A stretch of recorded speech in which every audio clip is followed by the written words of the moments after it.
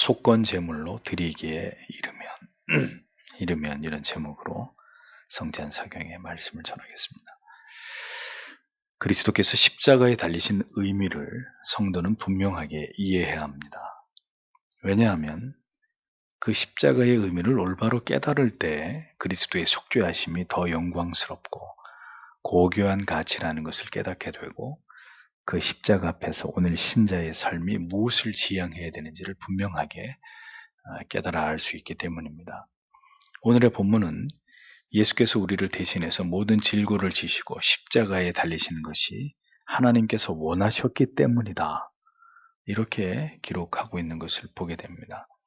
본문에 대한 직역은 이렇습니다. 그러나 여호와께서 그의 육체를 부셔버리기를 기뻐하셔서 질고를 당하게 하셨다. 만약 그의 영혼이 자신을 속건제물로 삼으면 그는 그의 씨를 볼 것이며 그는 그의 날을 길게 할 것이며 그의 손 안에서 여호와의 뜻이 번성하리라. 다른 주석에는 더 부드럽게 이 부분을 이렇게 번역을 했습니다. 그러나 여호와께서 그가 상함받는 것을 기뻐하사 그로 모진 고통을 그에게 지우셨다.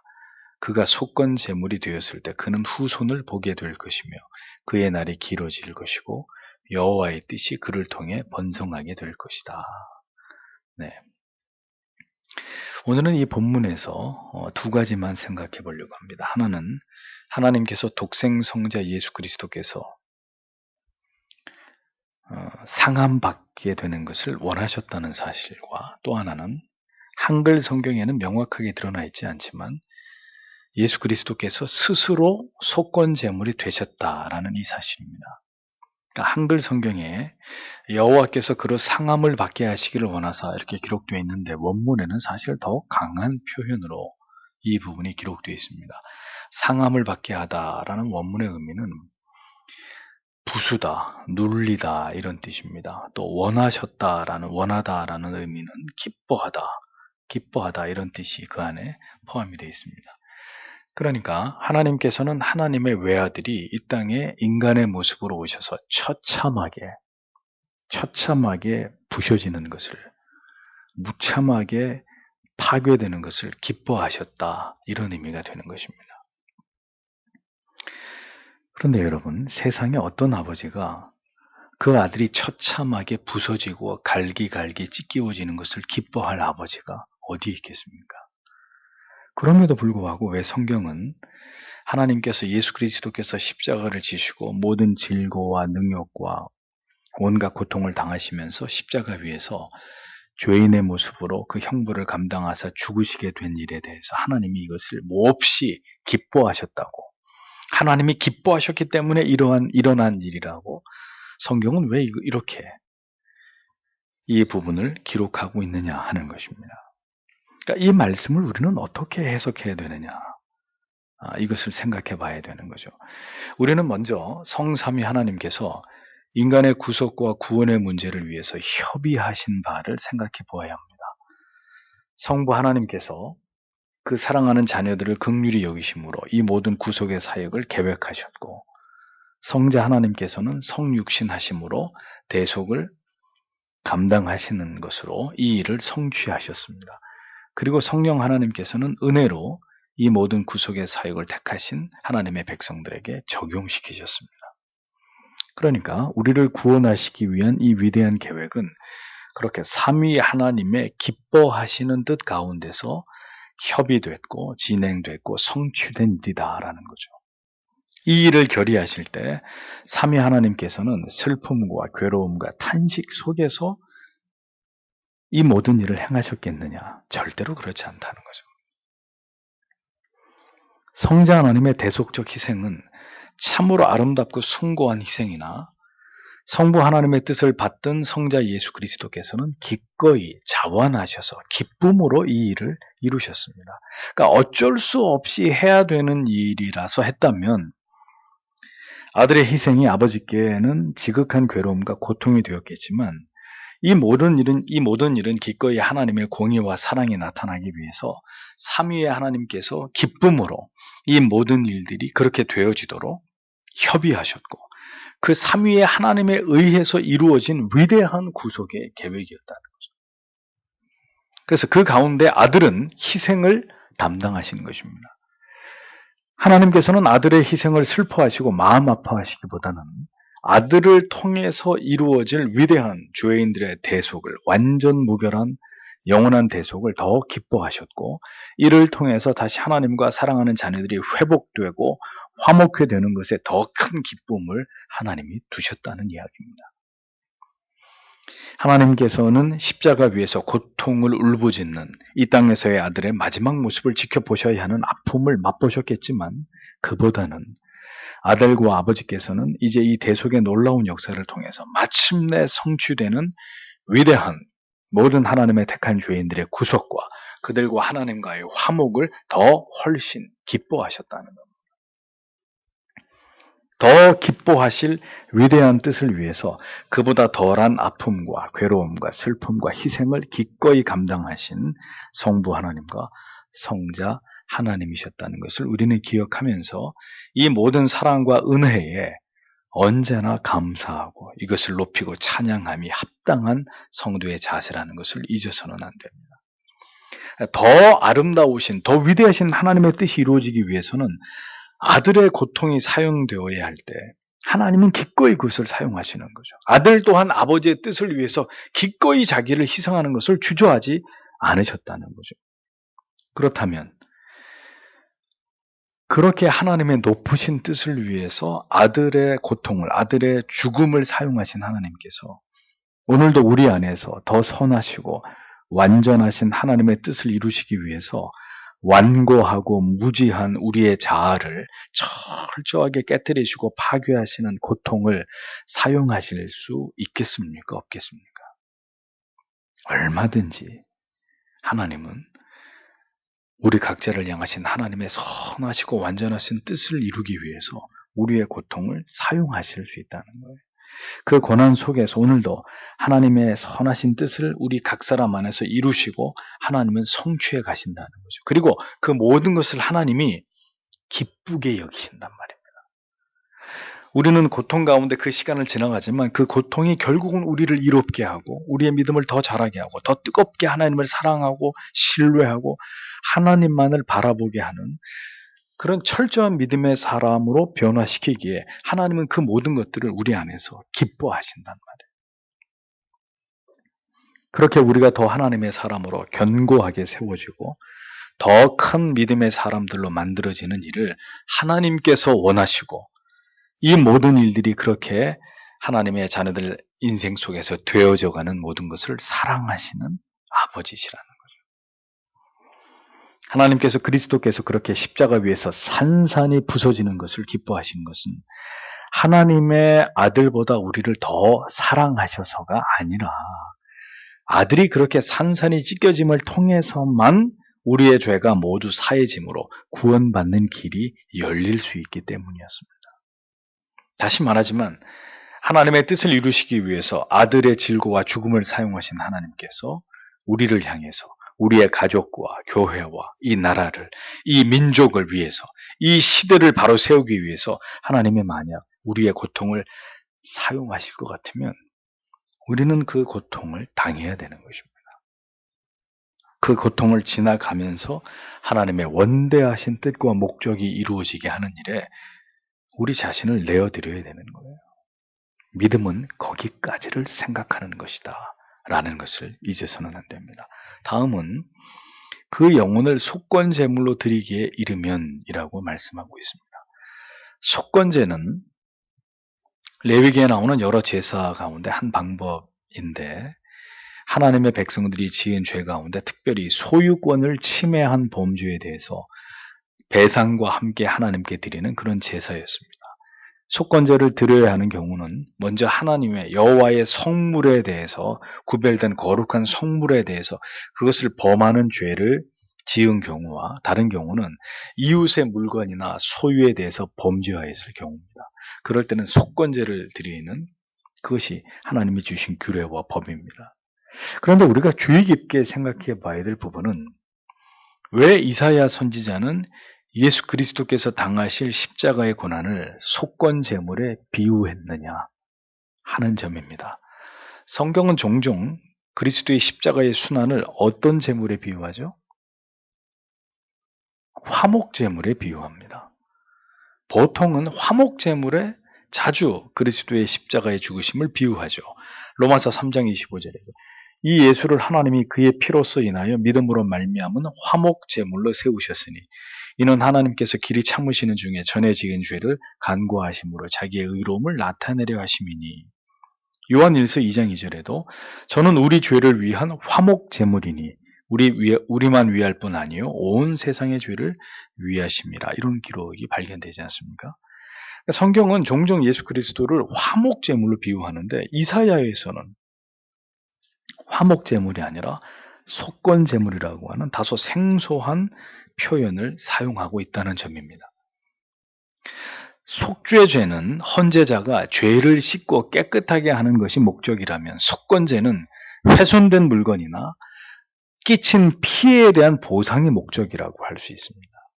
그러므로 예수 그리스도의 십자가의 고난은 두 가지 의미를 갖는다는 것을 알 수 있는 거죠. 먼저는 우리의 죄를 씻고 깨끗하게 되는 의미와 다음은 하나님의 훼손된 거룩함이 보상되는 의미가 그것이라는 거예요. 인간의 타락은 하나님의 모든 뜻을, 하나님의 계획을 파괴하고 훼손시키는 결과를 낳았습니다. 하나님의 계획과 뜻을 어겼고 인간의 타락으로 말미암아서 모든 피조 세계가 총체적으로 창조의 목적으로부터 벗어나서 타락하게 되었습니다. 그런데 이 모든 하나님의 뜻이 훼손되고 파괴된 것 같았지만 예수 그리스도의 십자가의 대속으로 말미암아서 이 모든 하나님의 깨어진 피조 세계가 어떻게 됐습니까? 다시 100% 완전히 회복되지는 않아도 상당 부분 회복되게 되는 거죠. 또 이전의 영광보다 이 은혜 언약을 통한 우리에게 주신 궁극의 구원은 더 찬란하게 하나님의 위대한 구속 계획을 통해 하나님의 영광을 드러내고 있는 것을 확인할 수 있습니다. 이로 보아서 그리스도의 대속의 죽으심은 우리의 죄를 사하기 위한 뿐만 아니라 인간에 의해서 훼손된 하나님의 세계와 하나님의 모든 뜻이 다시 복구되고 다시 보상되는 그런 결과를 낳게 된 것을 알 수 있는 거죠. 그러므로 우리는 속건제물이라는 표현을 통해서 그리스도께서 대신 지불하신 우리의 죄가 구체적으로 무엇인지를 더 선명하게 깨닫게 되는 것입니다. 그게 뭐예요? 하나님의 거룩함을 우리가 범했다는 거죠. 하나님의 거룩하심을 훼손한 죄가 바로 우리의 죄목이라는 것입니다. 속건제는 거룩한 물건에 대해서 그 거룩성을 훼손했을 때 드리는 제사라고 말씀드렸습니다. 레위기 5장 15절 16절에 보면 그 규례가 이렇게 기록되어 있죠. 누구든지 여호와의 성물에 대하여 그릇 범과하였거든 여호와께 속건제를 드리되 너의 지정한 가치를 따라 성수의 세겔로 몇 세겔 은에 상당한 흠없는 수양을 때 중에서 끌어다가 속건제로 드려서 성물에 대한 범과를 갚되 그것의 5분의 1을 더하여 제사장에게 줄 것이요 제사장은 그 속건제의 수양을 그를 위하여 속한지 그가 사함을 얻으리라. 자 보십시오. 레위기의 이 규례가 우리에게 주는 교훈이 무엇이냐? 물건이 거룩한 것이 아니라 그 물건이 하나님의 소유이기 때문에 그것을 범한 것에 대해서 엄중하게 처벌을 하고 그것을 보상하게 하는 것입니다. 하나님의 것이고 하나님께로부터 말미암은 것을 인간이 함부로 대했을 때 이것은 중대한 범죄의 행위가 되고 하나님의 거룩하심에 대한 심각한 도전으로 간주했단 말이죠.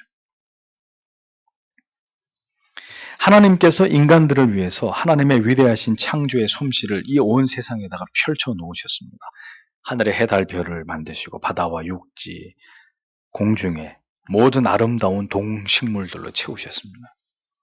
아무런 부족한 것이 없이 모든 것을 지으시고 인간으로 하여금 그것을 누리고 돌보고 다스리도록 하셨습니다.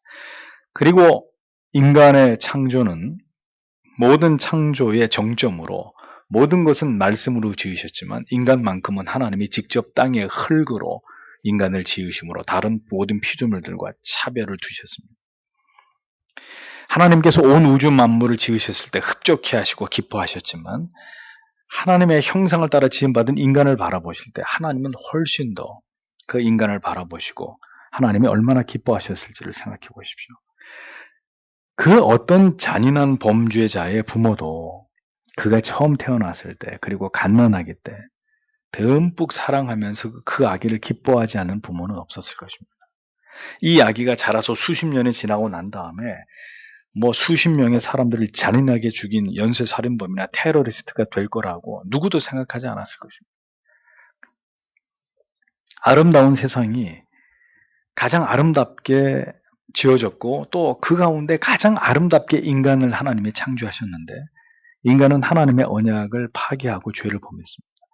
인간은 즉시 창조의 아름다운 지위를 잃어버렸고 모든 피조물들 또한 타락해서 이제는 자연을 다스리고 지배하는 위치가 아니라 인간이 자연을 두려워해야 되고 자연 속에서 목숨을 부지하기 위해서 노력하지 않으면 안 되는 처지로 전락해버린 거죠. 자, 보십시오. 예수 그리스도가 속건 제물이 되셨다는 이 표현 속에서 우리는 우리의 죄가 하나님의 거룩한 소유물들을 모두 부정하게 만들어버린 것이라는 것을 깨달아야 된다는 겁니다. 인간이 더럽힌 하나님의 피조물은 자연 만물뿐이 아닙니다. 바로 하나님의 형상을 따라서 보배롭게 지음받은 우리 자신, 인간 자신까지도 타락하고 부패하게 만들어버린 죄를 범했습니다. 하나님의 형상을 따라 지음받은 고결하고 존귀한 우리의 영혼과 육체를 온갖 더러운 죄악에 물들게 만들었고 추악한 존재로 전락시켜버렸다는 것입니다. 그리스도께서 속건 제물이 되셔야 했다는 사실은 인간이 하나님의 거룩하신 소유를 다 깡그리 훼손시키고 타락하게 하고 부패하게 만드는 것이 얼마나 큰 죄인지를 생생하게 우리에게 가르쳐주고 있는 증거가 되는 것입니다. 우리는 하나님의 모든 소유물들을 더럽혔고 나아가서 우리 자신까지도 그 창조의 뜻에서 완전히 멀어져 버린 추악한 존재로 우리를 파괴시킨 그런 죄를 범한 죄인들이란 말이에요. 하나님의 거룩하신 소유물들을 모두 더럽혀서 용서받을 수 없는 죄를 지은 자들이 우리 자신들이란 말입니다. 그러니까 그리스도의 희생은 바로 이 하나님의 모든 소유를 더럽힌 것에 대한 완전한 뭐예요? 보상이라는 얘기예요. 자기를 버려서 모든 보상의 대가를 하나님 앞에서 우리를 대신해서 그분이 지불하신 것입니다. 그러하기에 사도 바울은 고린도후서 7장 2절에서 이렇게 말하죠. 그런즉 사랑하는 자들아 이 약속을 가진 우리가 하나님을 두려워하는 가운데서 거룩함을 온전히 이루어 육과 영의 온갖 더러운 것에서 자신을 깨끗하게 하자. 죄를 대속하셨을 뿐만 아니라 우리가 더럽힌 모든 하나님의 소유물에 대한 보상까지도 그리스도께서 완전하게 지불해 주신 주의 십자가의 은혜를 우리가 깊이 우리의 마음속에 새기게 될 때 그러니까 우리가 어떤 삶을 지향하지 않으면 안 되느냐. 우리의 죄가 하나님의 모든 소유를 더럽혔는데 여전히 그 하나님의 것을 더럽히려고 하는 본성이 우리 안에 존재하고 있다는 사실에 대해서 신자는 그것을 직시해야 되는 거예요. 여러분 오늘 우리의 삶을 한번 볼까요? 자, 하나님이 우리에게 주신 모든 자연, 인간이 어떻게 하고 있습니까? 다 파괴시키고 있습니다. 눈에 보이는 이 모든 세상들은 절대로 우리의 것이 아닌데도 불구하고 우리는 자연 환경을 파괴하고 생태계를 교란시키고 동식물들을 멸종의 위기에 몰아넣고 있습니다. 지구 환경 파괴를 통해 지구온난화로 말미암아서 인류는 스스로 재앙을 자초하고 있고 이 땅의 모든 동식물들은 오염되어 가고 있고 이 어떤 죄악된 환경 때문에 깊이 병들어 가고 있습니다. 자, 우리는 하나님의 소유를 계속 망가뜨리는 죄를 계속 짓고 있는 거예요. 그 다음에 우리의 이웃의 소유까지도 거침없이 빼앗고 갈취하고 도둑질하는 짓들을 서슴지 않습니다. 하나님께서 자기의 형상을 따라 창조하시고 그리고 그토록 사랑하시는 우리의 이웃들을, 우리의 가족들을, 지체들을 우리가 때때로 괴롭게 하고 고통스럽게 하고 눈물나게 만들고 상처를 입히는 일들을 멈추지 않습니다. 하나님의 거룩한 소유물들을 그렇게 더럽히고 괴롭히게 하는 일들을 멈추지 않고 있습니다. 여러분 이것이 죄가 아니면 뭐가 죄입니까? 사랑하지 않고 용서하지 않고 미워하고 시기하고 질투하고 자기만을 생각하는 이 모든 일들이 하나님의 것들을 더럽히고 있는 그런 죄가 되는 것입니다. 그런 죄를 대신 갚기 위해서 주님이 자기를 속건 제물로 버리셨다는 생각을 우리는 하지 못하는 것입니다. 그저 내 죄를 위해서 주님이 십자가를 지셨다 정도로만 알고 있지, 하나님의 거룩한 소유물, 그것들을 더럽히는, 파괴시키는, 그것들을 고통스럽게 하는 죄를 우리가 지었고 지금도 짓고 있다는 생각은 좀처럼 하지 못하는 것이죠. 세상이 그렇게 모든 하나님의 소유물들을, 그 거룩한 소유물들을 파괴시키고 있고 변형시키고 있고 그것들을 훔치고 있고 그것들을 괴롭게 하고 있는데도 전혀 죄책을 느끼지 않고 있는 것입니다. 하나님의 것입니다. 내 것이 아닙니다. 내 마음대로 해도 되는, 내 마음대로 미워하고 상처를 입히고 멸시해도 되는 그런 존재들이 아니라 모두 하나님께로부터 말미암은 고귀한 가치들.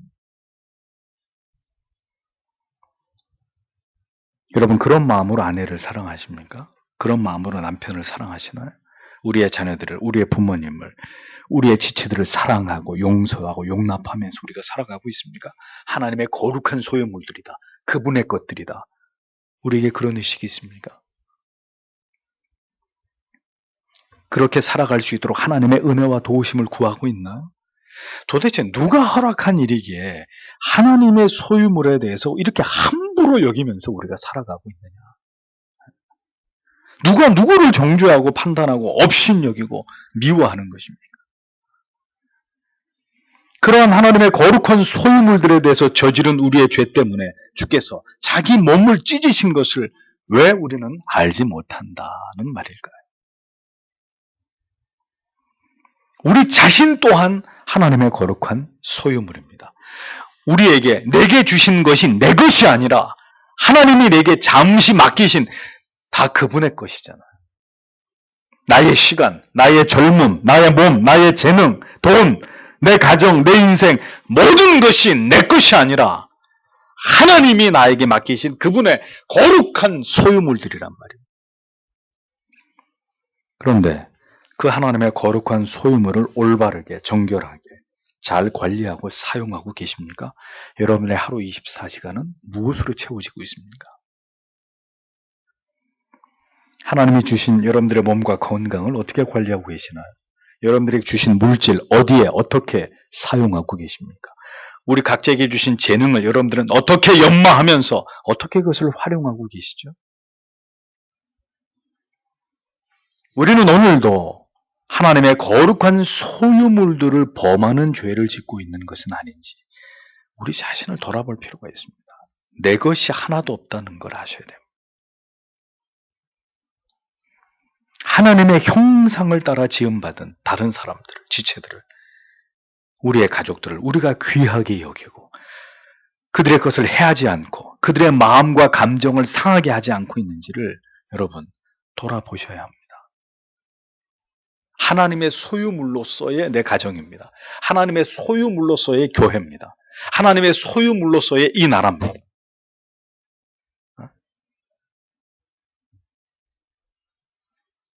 하나님의 소유나 이웃의 소유에 대해서 그것을 더럽힌 것은 분명히 죄라는 것을 성경은 엄히 말씀합니다. 하나님이 우리에게 주신 생명과 사랑과 건강과 시간, 물질 다 내 것인 것처럼 오늘 탕진하고 있는 것에 대해서 하나님이 여러분들에게 반드시 죄를 물으실 것입니다. 하나님의 것으로 여기지 않고 자기의 것으로 여기고 살아가고 있는 그 모든 것이 다 하나님의 것을 도둑질하고 있는 거예요. 하나님의 거룩한 소유물들을 다 더럽히고 있는, 내 자신뿐만 아니라 다른 사람들, 그 모든 소유권이 하나님에게 있다는 사실을 우리는 까마득히 잊어버리고 살아가고 있는 거죠. 그래서 그리스도가 저와 여러분을 위해서 속건 제물이 되셔야 했던 것입니다. 그러므로 우리는 하나님의 내 자신을 비롯한 하나님이 우리에게 허락하신 모든 소유물들을 더럽히고 낭비하고 허비하고 상처를 입히고 괴롭게 한 모든 죄를 하나님 앞에서 회개해야 합니다. 사사로운 우리의 욕심과 탐욕을 위해서 살아가고 우리의 시간과 몸과 물질을 내 쾌락을, 내 만족을 위해서만 사용하고 게으름과 나태함으로 하나님의 소유로서의 내 인생을, 그 귀한 시간을 지난날 허비한 것을, 이 말씀을 듣기 바로 직전까지 우리가 그렇게 내 것이라고 생각하고 그 모든 것을 내 마음대로 한 것에 대해서 회개해야 되는 것입니다. 허탄한 것에 마음을 빼앗겨 살아가고 있는 그 모든 시간들이 모두 하나님의 것을 훔치고 도둑질하고 있는 것이라는 것을 기억하셔야 합니다. 하나님의 소유인 다른 사람과 불화하고 참된 행복 가운데 살아가고 있지 않고 있는, 누군가 불편한 그런 감정 속에 있고 깨어진 관계 속에 있고 그렇게 살아가고 있는 오늘의 나의 삶을 하나님 앞에 회개해야 됩니다. 그렇지 않으면 그리스도의 흘리신 피값을 더럽히고 있는 것이죠. 인간이 하나님을 경외하고 하나님의 소유를 존귀하게 여김으로 서로를 아껴주고 존중하고 사랑하지 않고 살아가는 그 모든 것은 우리의 죄 때문입니다. 우리가 회개해야 될 일들이라는 거죠. 여러분, 하나님과 화목한 사람이, 나는 분명히 어린 양의 보혈로 하나님과 화목했고 하나님의 소유물을 더럽힌 것에 대해서 내가 다 회개했다고 하면서 어떻게 다른 사람과 불화하면서 살 수 있습니까? 어떻게 다른 사람을 저주하고 미워하면서 마음에 담을 쌓고 혹은 무관심한 채로 어떻게 그렇게 신자가 살아갈 수 있습니까? 그것은 그의 믿음이 잘못되었든지 그가 하나님의 사랑을 경험한 사람이 아니기 때문입니다. 명백히 말씀드리고 있습니다. 최고의 헌신은 우리가 우리 자신과 이웃을 위해서, 가족을 위해서 우리가 좋은 그리스도인이 되는 것입니다. 십자가의 사랑을 기억하면서 날마다 자신의 부패함과 싸우고 하나님의 은혜를 구함으로 거룩해지는 것이 우리가 살아가는 궁극의 이유이고 목적입니다. 십자가의 사랑을 깊이 깨닫고 체험했다면 이제 더 이상 나를 통해서 하나님의 소유를 더럽히거나 해하거나 깨뜨리는 것이 죄라는 것을 기억하고 거룩함을 추구하는 삶을 내 가정에서부터, 교회에서부터, 그리고 우리가 살아가는 모든 삶의 무대 속에서 이것을 내 스스로가 힘써 지켜나가는 그런 하나님의 사람들이 되어야 한다는 거죠. 하나님의 거룩한 소유물들을 지키고 그것이 더럽혀지지 않도록 하기 위해서 그 가치들을 지켜나가는 구별된 삶을 어린 양의 피값으로 모든 죄가 사함을 입은 하나님의 백성들은 그것을 지켜나가는 자들이 되어야 하는 것입니다. 구원받은 사람들의 가장 최고의 존재의 이유와 가치는 하나님을 영화롭게 하는 것입니다. 하나님의 거룩한 소유물들의 가치를 구별되게 지켜나가는 것입니다. 그것이 더럽혀지지 않게. 이 죄악된 세상에서 내 자신을 거룩되게 하고 내 가정을 거룩되게 하고 내 자녀와 내 물질과 나의 하루를 거룩하게 하고 나의 몸과 마음과 생각을 그리스도의 십자가로 정결케 하는 것입니다. 우리의 삶의 목표가 그리스도께서 자신을 버려 속건 제물로 자기를 들으실 때 가지셨던 그 마음과 동일하게 하나님의 거룩함을 추구하고 세상에서 성별된 그리스도인의 삶을 살아가도록 하나님의 도우심과 은혜를 구하는 그것이 되어야 하는 것이죠. 깨끗하게 씻어주셨지만 전혀 아랑곳하지 않고 시궁창에 뒹구는 돼지처럼 그렇게 세상에서 하나님의 소유된, 하나님의 거룩한 소유된 신자가 자기를 온갖 죄로 더럽히면서 그것이 전혀 문제될 것이 없다고 생각하면서 살아가는 것은 그리스도를 통해 우리에게 주신 모든 은혜를 깡그리 멸시하고 업신여기는 대단히 어리석은 모습입니다. 정직한 복음은 언제든 성도로 하여금 거룩을 지향하게 합니다. 우리 자신의 정체성을 날마다 새롭게 깨닫게 하므로 그리스도를 높이는, 하나님을 영화롭게 하는 삶의 가치를 지켜나가게 합니다. 신자에게 마음대로, 내 마음대로 게으르고 나태하게 쾌락을 쫓아 제 멋대로 살아가도 되는 날은 단 하루도 존재하지 않습니다. 여러분들이 그렇게 마음을 먹고 하루를 살았다면 오늘은 또 여러분이 하나님의 소유를 더럽힌 죄를 지은 날이 되는 거예요. 하나님의 소유를 더럽힌, 내 마음대로 내 쾌락을 따라서 내 마음대로 내 돈이니까 그렇게 여러분들이 오늘도 하나님이 주신 재물을 허비했다면 하나님의 거룩한 소유물을 범한, 더럽힌 죄를 저지르는 것입니다. 오늘 내 육체를 그렇게 쾌락을 위해서 게으름과 나태함 속에 나를 침대 위에 던져놓고 하루를 보냈다면 하나님의 거룩한 소유물을 더럽힌 죄를 범한 것입니다. 십자가의 그 놀라운 사랑과 그 희생의 의미를 아는 자들은 세상과 세상의 안락함과 작별한 사람들입니다. 하나님의 거룩한 소유를 지키기 위해서 헌신되었고 그 목적을 지향해 나아가는 사람들입니다. 사악하고 부패한 세상에 살아가지만 삶의 이유와 목적만큼은 그들과 전혀 다른 사람들이 그리스도인입니다. 오늘 신자들의 삶 속에 견고함을 찾아보기 어려운 것은 이 거룩함의 목적을 지향하면서 살아가고 있지 않기 때문입니다. 하나님의 소유를 더럽히거나 오염시키지 않기를 원하는 뜻이 마음에 결연히 세워져 있지 않기 때문에 오늘도 내 것이라고 생각하고 하나님이 맡기신 구별된 소유들을 마음대로 더럽히면서 살아가는 거예요. 전혀 거기에 대해서 죄책을 느끼지 않으면서. 그들은 아직도 그리스도께서 왜 갈보리 언덕 위에서 자기를 버리셔야 했는지를 전혀 알지 못하는 사람들입니다.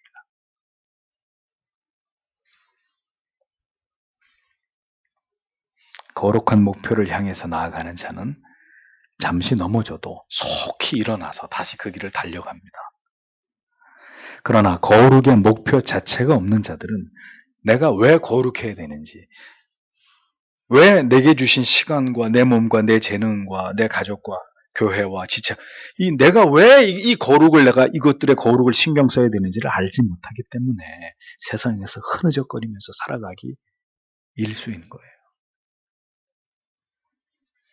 회복과 침체를 반복하면서 진전 없는 종교 생활을 이어갈 뿐인 것입니다. 그 이유는 거룩함을 사모하지 않기 때문에. 여러분, 하나님을 감동케 하는 것은 여러분들이 대단히 위대한 사람이 되는 게 아닙니다. 헌금을 많이 드리고 여러분들이 세상에서 성공을 거두는 일이 아닙니다. 하나님의 아들이 왜 자기를 속건제물로 드리셔야 되는지, 그분은 화목제물이심과 동시에 왜 그분 자신이 속건제물이 되셔야만 했는지 그 이유를 알아서 오늘도 거룩하게 살아가기를 소망하는 것이 하나님을 기쁘시게 하는 것입니다. 거룩하기를 원하는 사람이 늦잠을 자지 않고 언제나 정리정돈을 잘하고 근검저축하고 그러면 그렇게 살아가는 삶조차도 거룩한 일이지만 거룩하지 않은 사람이, 거룩을 추구하지 않는 사람이 세상에서 아무리 유명한 사람이 되고 아무리 연봉을 많이 받고 아무리 잘 나가도 그건 하나님하고는 아무 상관이 없는 거예요. 그리스도께서 지신 십자가는 단지 죄 용서함만을 위해서가 아닙니다. 하나님의 소유된 구별된 자들로서 세상과 성도가 분리되어서 거룩한 삶을 살아가게 하기 위해서 하나님의 모든 소유가 더럽혀졌기 때문에 그 하나님의 모든 소유에 더럽힌 것에 대한 배상을 그리스도는 자기 몸을 버려서 하셨고 그것을 통해 우리를 건져내신 것이죠. 그래서 은혜가 충만히 내게 임할 때 진정한 신자는 한 가지를 뚜렷하게 생각하게 됩니다. 여러분들에게 하나님의 은혜가 폭포수처럼 임하면 여러분들은 뭘 생각하시게 돼요?